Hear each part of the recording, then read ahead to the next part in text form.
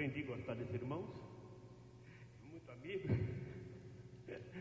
Ele esteve aqui transmitindo uma palavra, um dos pastores norte-americanos que esteve aqui. Ele aceitou o convite, veio, traduziu, foi lá para minha casa, sentou lá na copa, mais a turma, comeu uma pizza junto, dando risada, foi muito difuso, todo mundo. Amém? Então a gente aprendeu a gostar, a gente tem que estar sempre comunicando via WhatsApp. E hoje ele vai transmitir uma palavra, e logo após a palavra nós temos a nossa Santa Ceia. Vou estar orando e depois a Santa Ceia. Com ele veio a esposa, Coronel André, a esposa. Amém? Deus Pai Todo-Poderoso, eu quero colocar nas tuas mãos neste momento o teu servo, que vai transmitir uma palavra, creio que não do seu próprio intelecto, mas do coração de Deus aos nossos corações. Usa nesta noite, meu Deus. É o que eu te peço em nome de Jesus. E todos confirmam dizendo amém. Obrigado, pastor. Glória a Deus. Irmãos, estou feliz de estar aqui, graça e paz. Eu me sinto muito à vontade nesse lugar aqui. Poxa, eu ganhei amigos aqui, né? Pastor Paulo, pastora Nazaré, pastor Sérgio, Genilton, a gente fala quase todo dia, né, pastor Genilton? Pastor André, Liliane, minha esposa, meu filho. Glória a Deus. Estou muito feliz de estar aqui e eu vou falar hoje de um tema muito apropriado para o dia de hoje, que é um dia de ceia, né? Que é sobre o sangue de Jesus. Então já faz algum tempo que o Espírito Santo tem me conduzido a isso, eu tenho estudado, tenho orado, tenho pedido direção mesmo, e já preguei, acho que umas duas vezes lá na igreja. Sou da igreja, é uma igreja apostólica, né? Igreja Comunhão Plena, do nosso apóstolo Sérgio Lopes, que manda um abraço para todo mundo, para o pastor Paulo, para todos os pastores, para a igreja. E a minha oração é para que essa palavra fale diretamente ao seu espírito, não seja uma palavra que simplesmente venha à sua emoção, venha ao seu intelecto, mas que ela fale diretamente ao teu espírito, para que ela faça a diferença na sua vida. Amém? Fica aí onde você está, só vamos orar aqui. Senhor, em nome de Jesus, eu quero te louvar, te engrandecer, te dar toda a honra, glória, louvor, exaltação e majestade.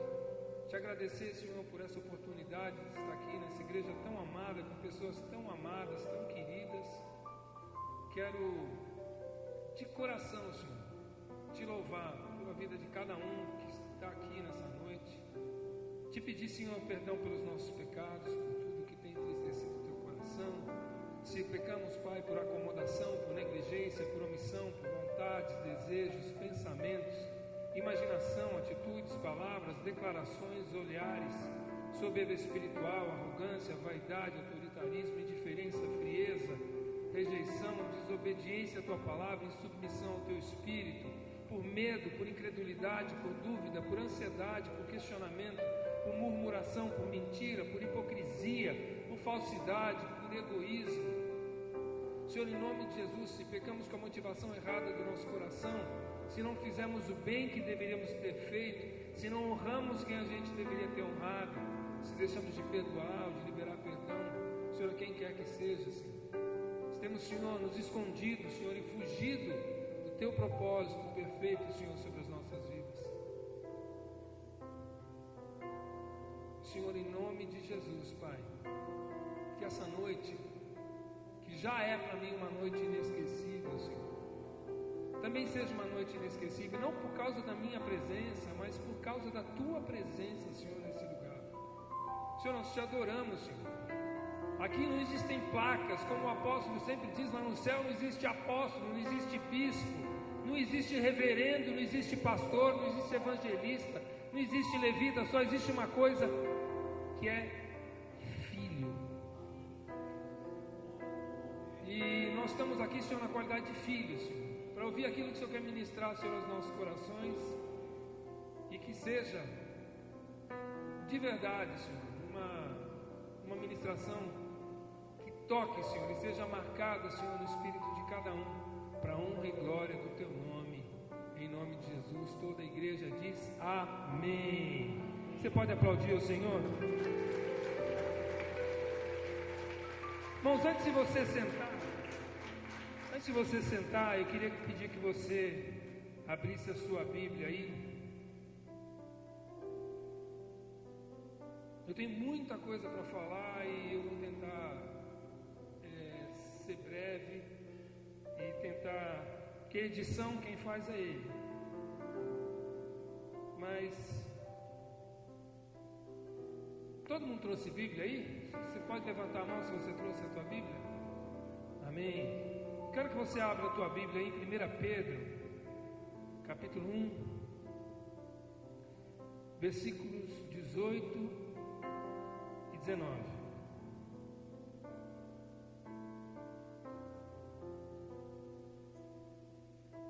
Sabendo que não foi com coisas corruptíveis, como prata ou ouro, que fostes resgatados da vossa vã maneira de viver, que por tradição recebeste dos vossos pais, mas com o precioso sangue de Cristo, como de um cordeiro imaculado, incontaminado. Eu vou ler de novo. Sabendo que não foi com coisas corruptíveis, como prata ou ouro, que fosse resgatados da vossa vã maneira de viver, que por tradição recebestes dos vossos pais, mas com o precioso sangue de Cristo, como de um cordeiro imaculado e incontaminado. Você pode guardar a tua Bíblia aí e colocar aí atrás, mas se você quiser uma dica, deixa lá na mão, tá? Porque eu creio que você ainda vai usar algumas vezes aqui, em nome de Jesus. Você pode se assentar. Mas tem uma coisa que sempre me pega, né? Eu gosto de falar isso, quase que em todas as ministrações eu acabo falando isso, porque muitas vezes a gente não tem ideia do tamanho e da grandeza do Deus que a gente serve.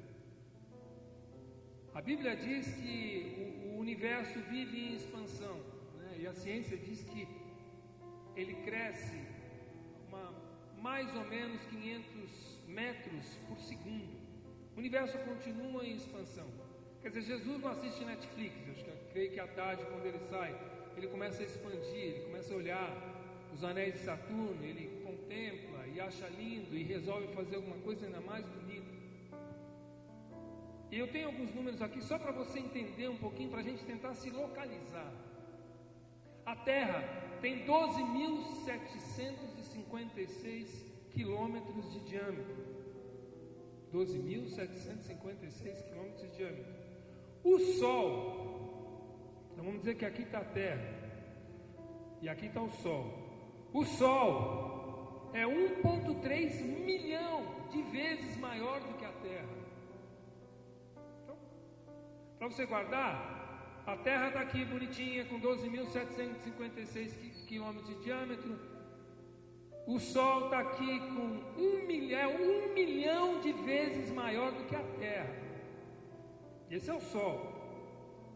Dentro do nosso sistema solar existe uma estrela chamada Canis Majoris. Essa estrela é 1 bilhão de vezes maior do que o Sol. Espera aí, é isso mesmo? É isso mesmo. 12.756 de diâmetro, 1 milhão de vezes maior do que os 12.756. E agora eu estou falando de 1 bilhão de vezes maior do que esse 1 milhão de vezes os 12.756 quilômetros de diâmetro. Dentro ainda do nosso sistema solar existe uma outra estrela chamada de Scuti, ou vamos dizer Scuti, vamos dizer assim, em português. Ela é 5 bilhões de vezes o tamanho do Sol. Que lembrando, é 1 milhão de vezes maior do que a Terra, que tem 12.756 mil quilômetros de diâmetro. Nós ainda estamos dentro da Via Láctea. A Via Láctea tem 100 mil anos-luz de diâmetro. Deus conta isso.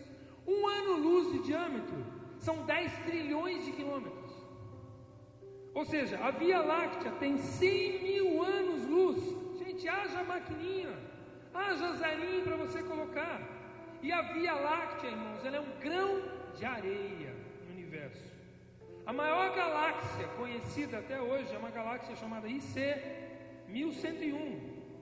E essa galáxia está na constelação de Serpens e ela tem mais ou menos 100 trilhões de estrelas. Tem um diâmetro de 5,5 milhões de anos-luz de diâmetro, que lembrando, um ano-luz de diâmetro são 10 trilhões de quilômetros quadrados. E a distância que ela está da Terra, essa galáxia, é de mais ou menos 1 bilhão de anos-luz de distância. Irmãos, dá para você ter uma ideia do que é isso? Um Deus que pensa, que consegue, não existe grandeza para Ele. E eu estou falando que é o mesmo Deus que criou o átomo, que criou um caracol, que criou uma formiga, e que enxergou o meu amigo pastor André. Gente, olha o tamanho do universo. E ele foi lá e se preocupou no momento em que ele estava lá. E a gente vai ler agora João 19:30.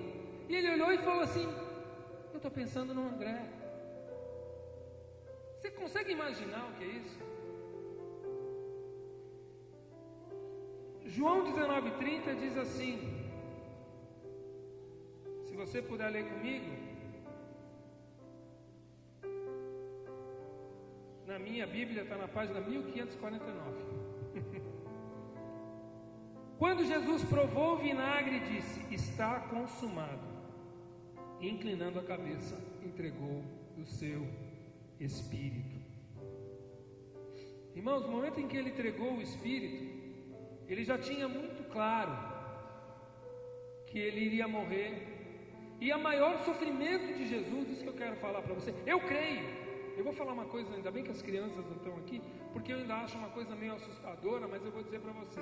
Uma vez eu estava assistindo a Band News FM com o Boechat, e eu lembro que ele mostrou uma gravação muito rápida daqueles traficantes do Rio de Janeiro, quando eles pegaram um aviãozinho, o menino tinha 9 anos, 8 anos, 10 anos, e ele estava no telefone com o rapaz lá em cima na comunidade, lá no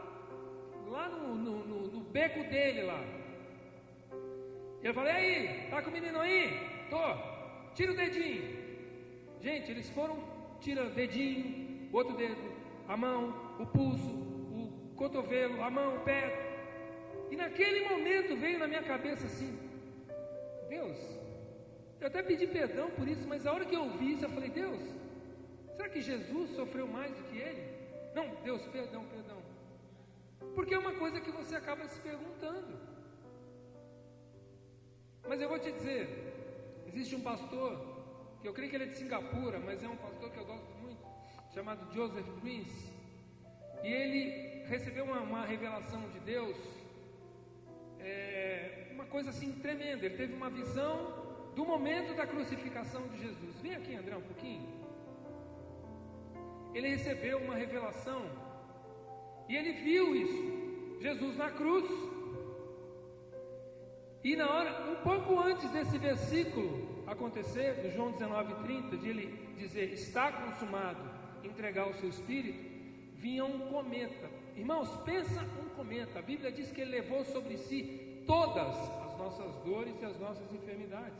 Nós estamos falando que até hoje existem 7 bilhões de pessoas no mundo, mas a ciência diz, ou a história diz, que até hoje viveram cerca de 100 bilhões de pessoas, 100 a 120 bilhões de pessoas. Então vamos dizer, vem o pecado aqui, vem um cometa. Imaginem um cometa, vem uma coisa, o sofrimento que ele teve físico na via dolorosa, como alguns gostam de chamar, foi tremendo. Irmãos, eu não estou tirando aqui o sofrimento físico dele, mas eu quero dizer para vocês, para que você entenda, que o sacrifício dele foi muito maior do que você está imaginando, do que eu imaginava. Você está falando aqui, veio a corrupção. Irmãos, você imagina que cada uma das doenças, das enfermidades, dos pecados, das suas mazelas, já está ali, já foi.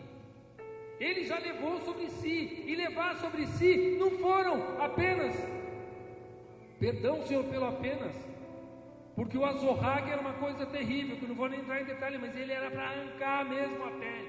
Ele entrava, e a hora que ele puxava, tinha osso, tinha chumbo, tinha um monte de coisa, mas quando ele puxava, vinha aquele sangue jorrando. Aquilo foi, eu não tenho dúvida, irmãos, que foi muito doloroso. Mas o que ele recebeu, irmãos, nenhum homem teria capacidade de receber. Mas o sangue dele nos deu acesso ao Pai. A Bíblia diz que no momento em que ele morre, há trevas na terra, de meio-dia às 3 da tarde, e o véu é rasgado de alto a baixo. O véu era ele mesmo. Esse véu é rasgado, o véu do templo é rasgado do alto a baixo, e nós passamos a partir daí ter acesso ao Pai. Eu só queria fazer essa introduçãozinha rápida para você, porque esse tema, irmãos, é um tema que está mexendo comigo há muitos meses. E a ceia, quando a gente vem tomar a ceia, celebrar a ceia, porque a gente não celebra um Deus que está morto, que está ali, mas um Deus que está vivo e que mora dentro de você através do seu Espírito, que é o mesmo Espírito de Deus, é o mesmo Espírito que estava sobre Jesus, que habita dentro de você. Então vamos começar aqui.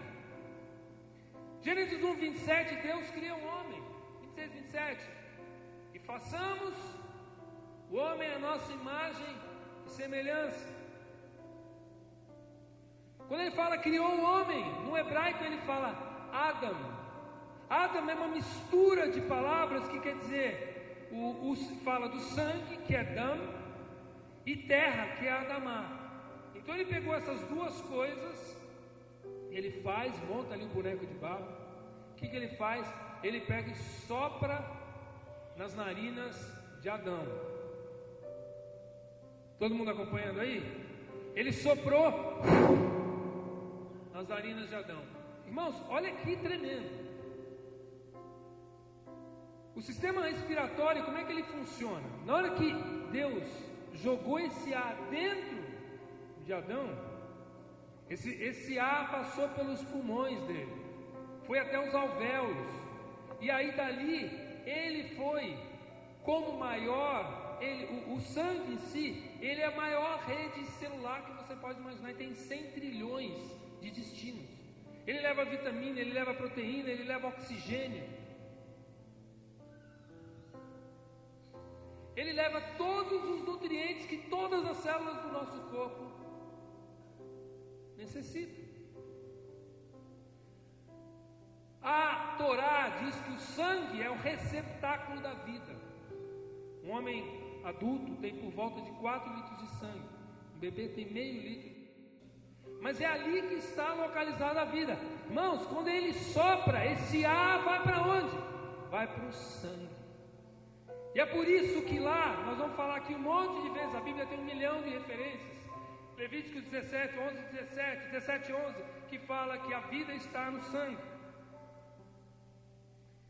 Eu quero que você lembre isso. Nosso corpo tem 96 mil quilômetros de veias e artérias. 96 mil quilômetros.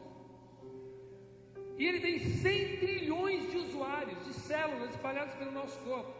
E a hora que esse sangue vai, ele vai levar tudo isso, ele vai levar a vida.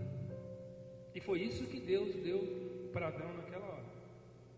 Quando Adão peca, não vou entrar em detalhes na história, mas em Gênesis 3:9, o Senhor chama Adão e fala assim, você sabe que Deus chegava no final do dia ali, né? Deixava um cafezinho, mesinha, tal, bolachinha. Minha mulher faz bolacha boa pra caramba. Ele sentava aquela mesinha, com uma toalhinha, bolachinha para todo mundo e tal. E ele conversava, batia papo com ele. Deus fazia isso. E ele pergunta assim para ele: quando ele peca, vocês lembram disso? Ele se esconde, ele se cobre com folhas de parreira, de bananeira, de parreiras e tal. E Deus pergunta para ele: e aí, cara, onde é que você está? O que aconteceu com você? Tudo bem? Aí ele pergunta assim, chamou o homem, o Adão, e pergunta: onde é que você está? Esse você está, ele sabia que ele estava na terra, irmãos. Jesus não tem problema, Deus não tem problema de GPS. Ele sabia muito bem onde ele estava. Onde ele está é porque ele estava totalmente fora do foco, ele estava perdido. Ele não se referia à localização de Adão, mas à disposição de Adão. Onde é que você está? Deus estabeleceu uma colônia aqui na terra, que era uma colônia do céu aqui, e colocou ele para cuidar. E falou assim: eu quero que você domine, que você frutifique, que você multiplique. E no momento em que ele se rebela contra Deus, ele se rebelou contra esse governante, contra o governo de Deus. Isaías 53:6 diz assim: todos nós, tal qual ovelha, nos desviamos, cada um de nós se voltou para o seu próprio caminho. O homem ficou disperso, ficou perdido, ele perdeu o senso de localização dele. Eu ainda estou em Gênesis 3. Em Gênesis 4 ele já está fora. Deus bota os querubins ali na frente para fechar, para impedir o acesso dele ao jardim do Éden. Então o que aconteceu aqui? Ele abandonou a cobertura do céu. Ele abandonou isso. O pecado em hebraico é chata, que é perder o caminho, perder essa marca, é entrar em rebeldia contra. Isso é a palavra pecado. É culpado de rebelião. Ele se rebelou então contra uma autoridade. Ele se rebelou, entrou em rebelião. Pecar, então, irmãos, é muito mais amplo. O conceito de pecar para Deus é muito mais do que você roubar, do que você adulterar, do que você mentir. É se rebelar contra uma ordem que Ele estabeleceu. O pecador é aquele que se coloca em rebelião a uma autoridade governamental. Isso é um negócio muito sério. Nós nascemos então com esse espírito de rebelião. Nós nascemos com isso. O pecado então nasce em cada um de nós. Romanos 3:23 diz o que? Todos pecaram. Por isso, por conta disso, estão destituídos da glória de Deus. Todo mundo está acompanhando até aí? Romanos 6:23 diz assim: porque o salário do pecado é a morte. Romanos 5:12: portanto, como por um homem entrou o pecado no mundo, e pelo pecado a morte, assim também a morte passou a todos os homens. Por isso que todos pecaram. Essa maldição adâmica já nasce com o meu filho, no seu filho, em cada um de nós. Por isso eu não preciso ensinar uma criança a ter inveja do outro, ele já nasce sabendo. Ele já nasce querendo o brinquedo do outro. Irmãos, essa é a nossa realidade. E Deus estabeleceu uma pena para essa desobediência. E essa pena é a morte. Gênesis 2:15: e tomou o Senhor Deus o homem e o pôs no jardim do Éden para lavrar e o guardar. E ordenou o Senhor Deus ao homem, dizendo: de toda a árvore dos jardins comerás livremente, mas da árvore do conhecimento do bem e do mal, dela não comerás, porque no dia em que comeres, certamente morrerás. Satanás então se beneficiou dessa palavra. Ele virou acusador. Toda oportunidade que ele tem, ele falou: o André pecou, o Celhão pecou, olha, o Paulo pecou. E ele sabe, ele sempre soube que Deus nunca ia quebrar a sua palavra. O pecado, irmãos, nos condena. E ele requer inspiração, ele requer um resgate. para restabelecer essa comunhão que um dia foi perdida com Deus. Na prática, o que aconteceu? Esse sangue foi contaminado. O sangue de Adão. Havia necessidade o quê? De uma transfusão de sangue, ou não? Jesus, na prática, o que ele é? Ele é esse sangue novo, ele é essa transfusão de sangue que Deus deu para nós, para que a gente voltasse a ter esse mesmo contato com Deus. Então eu quero voltar um pouquinho com vocês aqui, falar um pouquinho de Bíblia aqui, falar um pouquinho do que era o sangue na velha aliança, depois nós vamos para o sangue na nova aliança, e dos benefícios que esse sangue traz sobre você e sobre mim.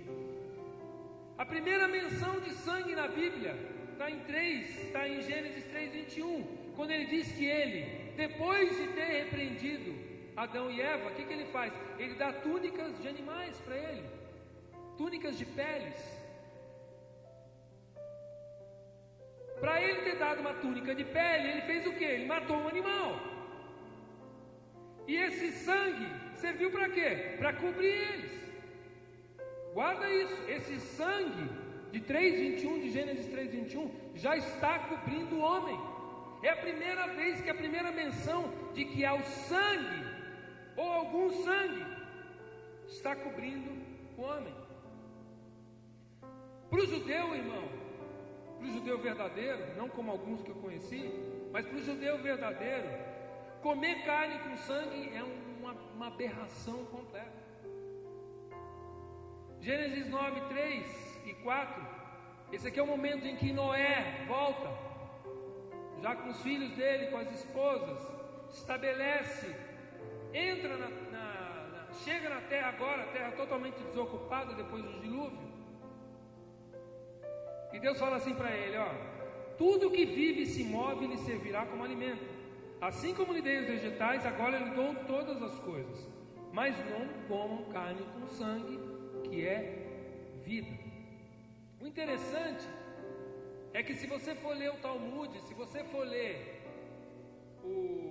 se você pegar um judeu que estudou, até um judeu que fez aí, eu tive agora um primo que fez lá o bar mitzvah dele, ele sabe, existem ali em Gênesis 9, Gênesis 10, existem 7 leis noéticas, que são 7 leis universais que Deus estabeleceu.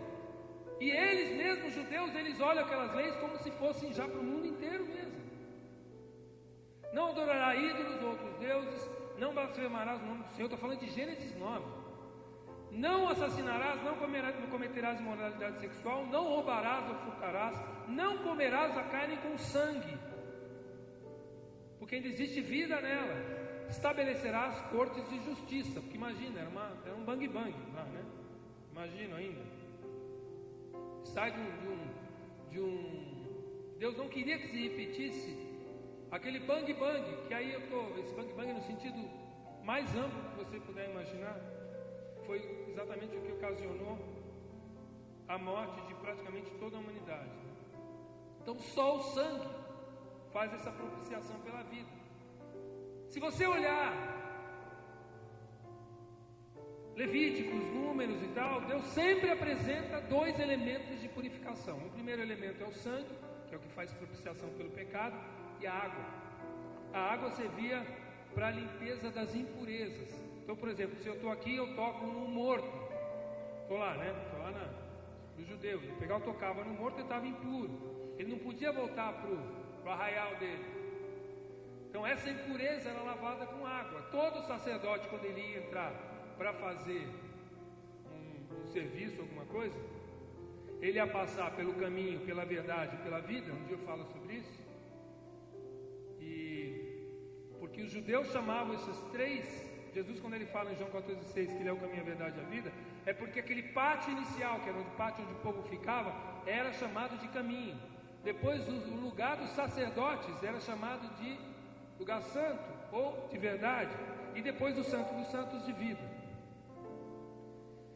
E Gênesis 9,6, então Deus fala assim: quem derramar o sangue do homem pelo homem, seu sangue será derramado. Deus já estabeleceu a pena de morte ali.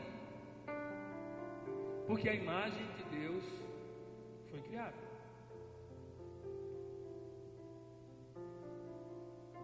Só o sangue então traz propiciação pela vida, para pagamento de uma culpa. O nosso apóstolo sempre brinca falando assim: é a ira de um Deus irado. Deus ficou irado com o homem, e ele exigia um pagamento.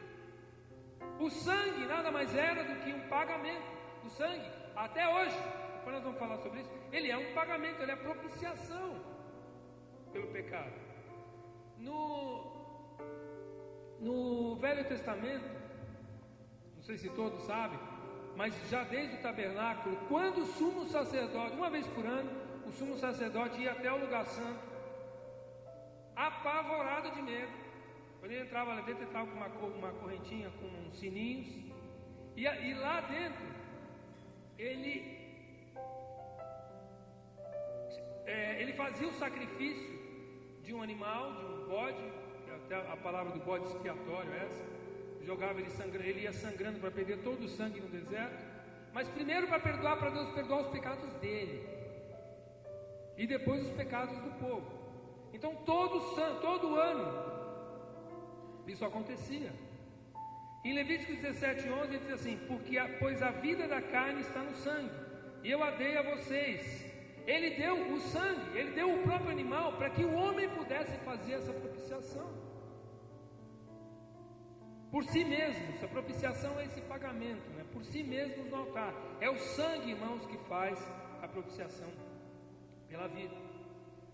Então, dentre os pecados que eram perdoados, que Deus considerava que esse sacrifício era válido: sacerdotes, congregação, governantes, povo, pecados ocultos, sacrilégio, pecados dolosos. A vida, irmãos, está no sangue. Você pode repetir alto isso? A vida está no sangue. Mais uma vez, a vida está no sangue. O culto a Deus exige sangue. Muitas vezes a própria igreja evangélica já foi criticada por ser chamada por a gente ter uma teologia, a tal da teologia do sangue, porque a gente fala muito de sangue. Se você olhar a Bíblia de Gênesis até Apocalipse, a gente fala de sangue. Gênesis no Velho Testamento, o sangue servia como aquele sacrifício que tinha data de vencimento. Agora não, a gente vai falar sobre isso também. Agora esse sacrifício, com o sacrifício de Jesus, Romanos 5, aqui eu tenho 2 versículos, versículo 1 e versículo 9. Tendo sido, pois, justificados pela fé, temos agora paz com Deus, por nosso Senhor Jesus Cristo. 5:9. Justificados pelo seu sangue, nós seremos salvos da ira. Deus está virado, e ele precisava, então, e é por isso que todo ano o sumo sacerdote ia lá para resolver essa parada. O sangue, irmãos, atrai a glória de Deus. Eu sei que é estranho falar isso, talvez choque você, mas não existe culto a Deus sem sangue. O sangue atrai a glória de Deus. No primeiro sacrifício que a gente vê na Bíblia, que é o sacrifício de Abel, lá em 4:4 de Gênesis, Abel trouxe do primogênito de suas ovelhas. Ele era um pastor de ovelhas.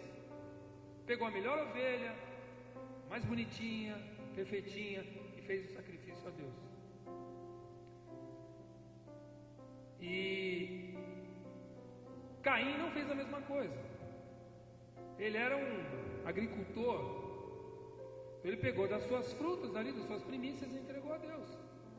Mas e a gente tem, por Deus é um Deus justo.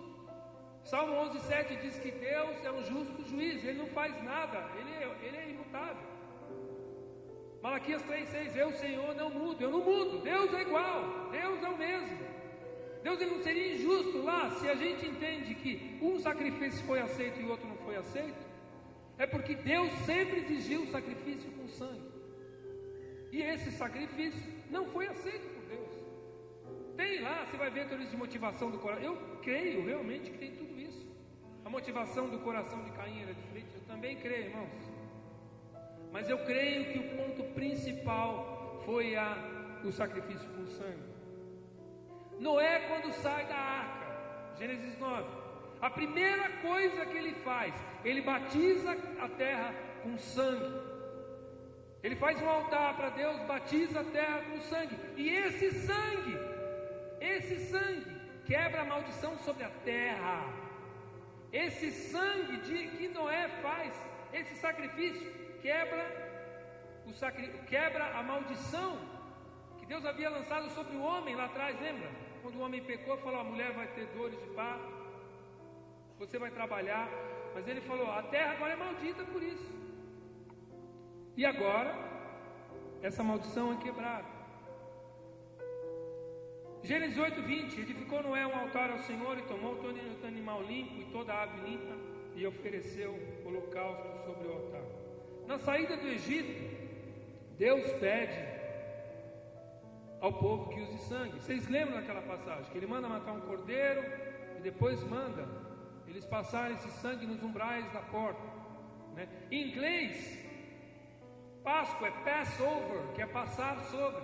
O que acontece? Deus não perguntou se aqueles homens ali eram adultos, se eles eram mentirosos. Perguntou, pastor Sérgio? Não perguntou nada. Ele viu o sangue, e o sangue cobriu o pecado deles também, certo? Ele não perguntou se tinha algum pecador ali, se tinha algum mentiroso, se tinha algum corrupto, se tinha algum idólatra. Ele não perguntou. Ele viu o sangue, foi suficiente para ele. O anjo da morte passou ali, matou o filho do faraó, matou os primeiros animais do campo, matou os primogênitos do campo, matou os primogênitos de todo o Egito, mas não tocou nos filhos de Israel. Interessante que lá em Gênesis 12, ele fala, Gênesis 12:2, ele fala assim, que ele recomeça ele manda o povo judeu recomeçar o calendário a partir daquele momento. O que acontece quando você aceita Jesus? Ele recomeça o calendário na sua vida, não recomeça?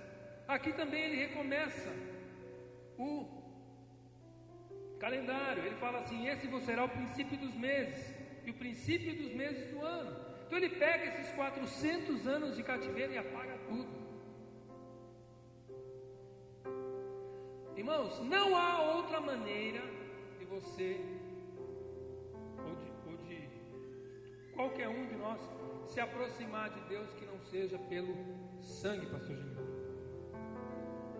Abraão chega à terra prometida. O que ele faz? A primeira coisa que ele faz: um altar ao Senhor, um holocausto, um sacrifício de sangue. Deus faz pacto de sangue com Abraão. Lembra quando ele divide os animais ao meio e ele passa com fogo no meio? O que ele foi feito ali? Um sacrifício de sangue. Deus pede a Abraão seu filho. Pediu o que? Sangue? Pediu. Ele proveu o carneiro, não é cordeiro, se você reparar. Ele proveu o carneiro ali. Ainda não era o cordeiro, mas ele proveu. Ele queria, exigia o que? Sangue. Deus dá a Moisés a lei e asperge o sangue em 3 milhões de pessoas, sobre os móveis, sobre os utensílios, sobre tudo que tinha lá, sobre o altar inteiro, sobre as tábuas da lei. E ele pega sobre Arão e coloca sobre a orelha, coloca sobre as mãos e coloca sobre os pés, representando que o pacto dele agora com Israel tem a ver com comunhão, com trabalho e com o trabalho das suas mãos e com o seu andar, com o seu caminhar com ele.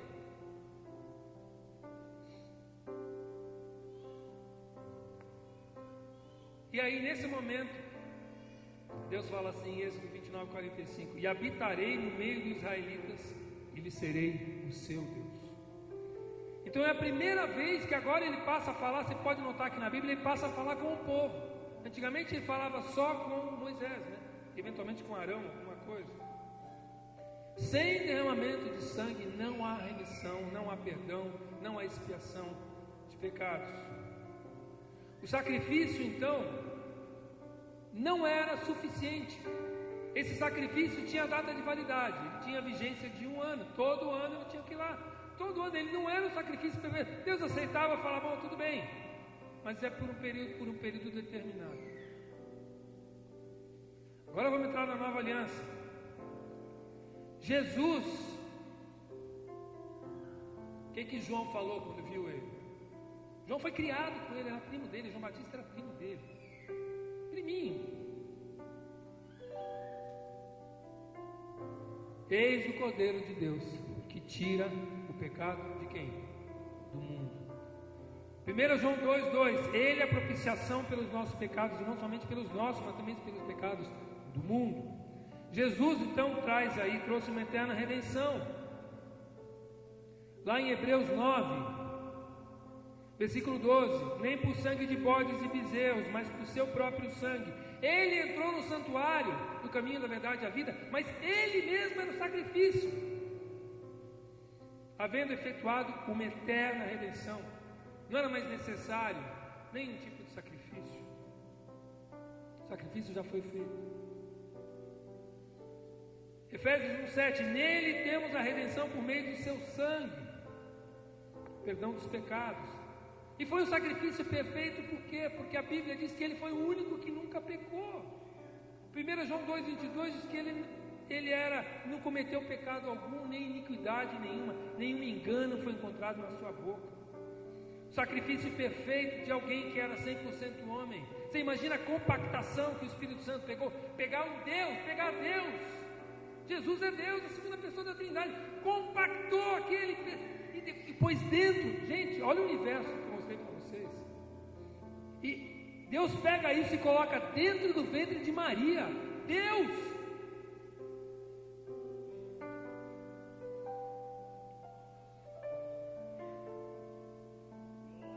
Pelo sangue nós temos então essa propiciação, que é essa cobertura pelos nossos pecados.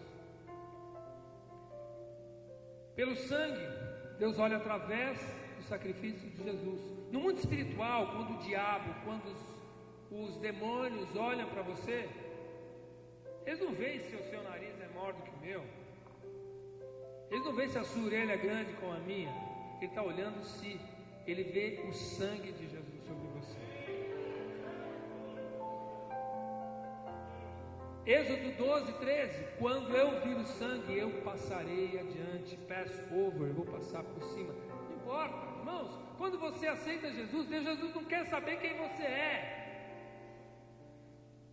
Eu sempre tive dificuldade de entender quando eu me converti. Você fala assim: poxa, aquele cara, você imagina a senhorinha que todo dia vai lá no Graac, vê um mendigo na rua, vai levar comidinha, glória a Deus, legal, Deus se alegra com isso. Agora, o cara que é pedófilo, o cara que é um assassino, o cara que é o maior mentiroso do planeta Terra, quando você aceita o Jesus, todo o seu coração, Jesus entra no seu coração e o Espírito Santo passa a habitar no seu coração. E Ele não quer saber quem você era. Isso é absolutamente irrelevante para Deus. Ele não quer saber.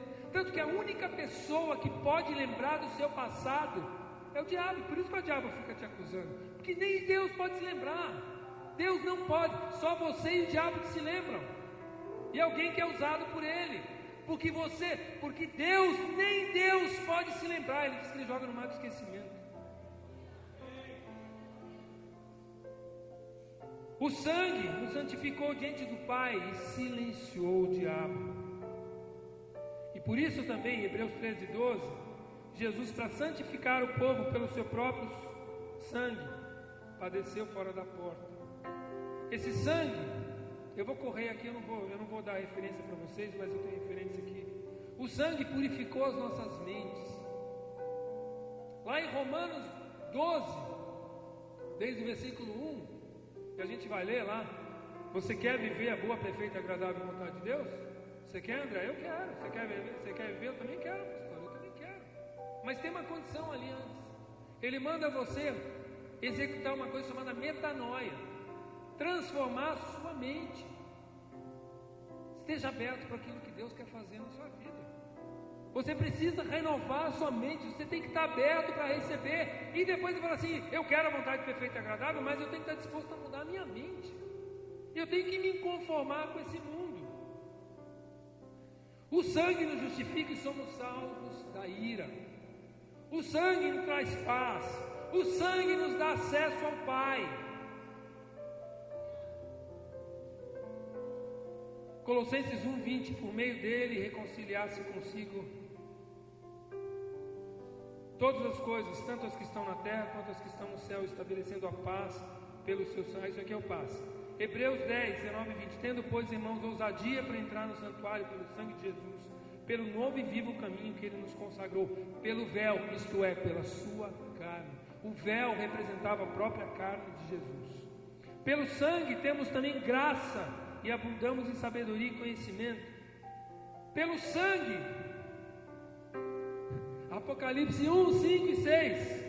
Em seu sangue nos lavou dos nossos pecados e nos fez reis e sacerdotes. Pelo sangue venceremos o diabo.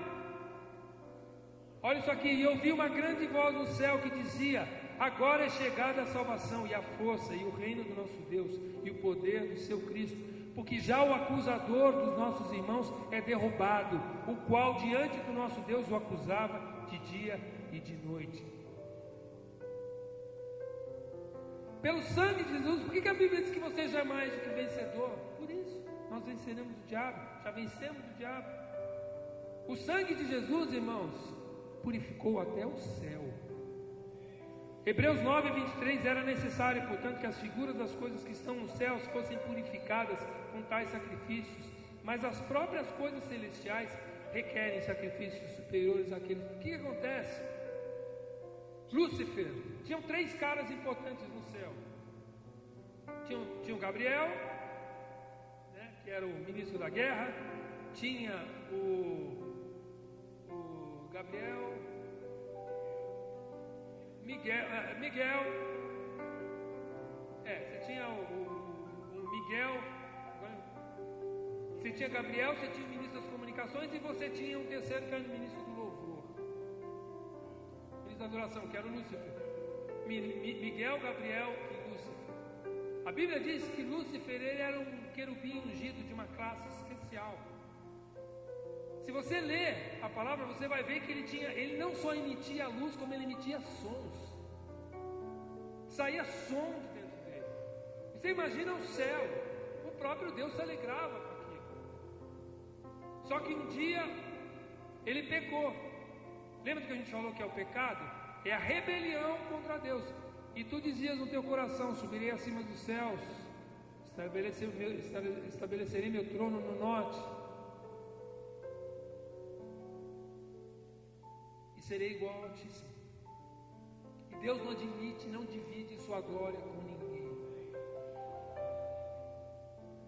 E o que acontece? Quando ele pecou, ele veio para cá, mas o pecado ficou. E o pecado não pode habitar no céu. Então a própria Bíblia diz que o sacrifício de Jesus purificou até o céu.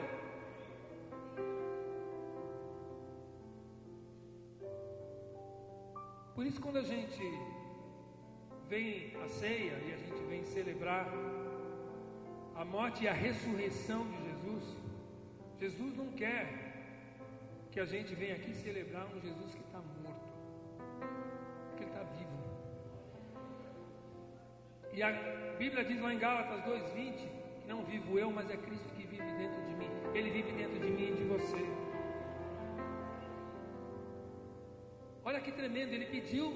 Olha aqui, Mateus 26 a 29. Enquanto comiam, Jesus tomou o pão, deu graças, partiu e deu aos seus discípulos, dizendo: tomam e comam, isto é o meu corpo.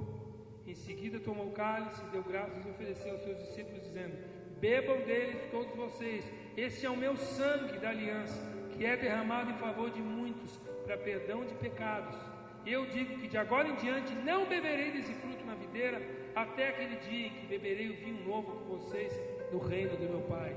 Irmãos, você e eu estamos indo para uma boda. A qualquer momento vai tocar a trombeta e nós vamos para as bodas do Cordeiro.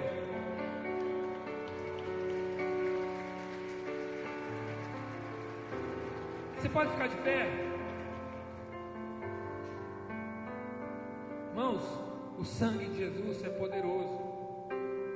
E muitas vezes a gente tem mania de dizer, e tem que dizer mesmo, profetiza isso, declara isso. O sangue de Jesus tem poder sempre. Eu lembro da minha esposa, foi sequestrada uma vez, estava dentro do carro e ela só falava isso: o sangue de Jesus tem poder, o sangue de Jesus tem poder. E ela foi liberta, está aqui, O sangue de Jesus tem poder.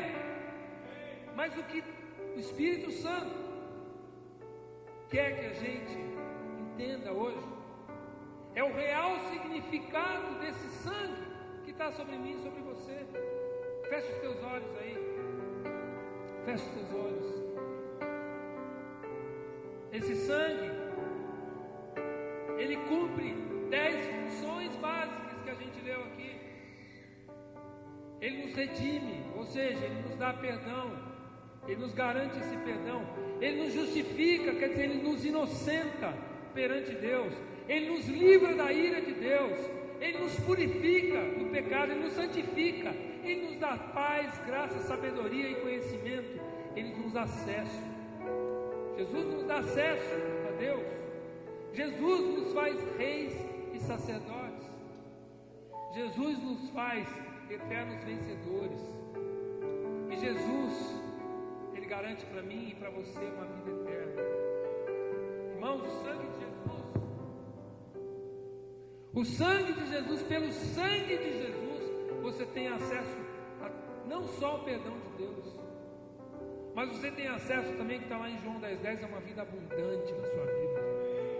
O ladrão veio para roubar, matar e destruir, mas eu vim para que vocês tenham vida e a tenham em abundância nas 7 áreas de vida plena, na sua vida espiritual, para que você seja cheio do Espírito Santo, na sua vida emocional, para que você tenha a alegria da salvação, na sua vida física, para que você tenha saúde física, mental, emocional e espiritual, na sua vida conjugal, na sua vida econômica financeira, na sua vida ministerial. Deus tem isso para você nessa noite.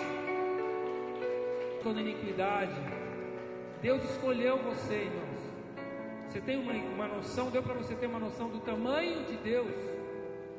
E Ele escolheu o André, escolheu o Paulo, escolheu a Nazaré, escolheu o Genilton, me escolheu para estar aqui essa noite, trazer essa palavra para vocês. Que Deus abençoe muito a sua vida e que essa palavra fique marcada no seu coração. Amém? Deus abençoe, irmãos.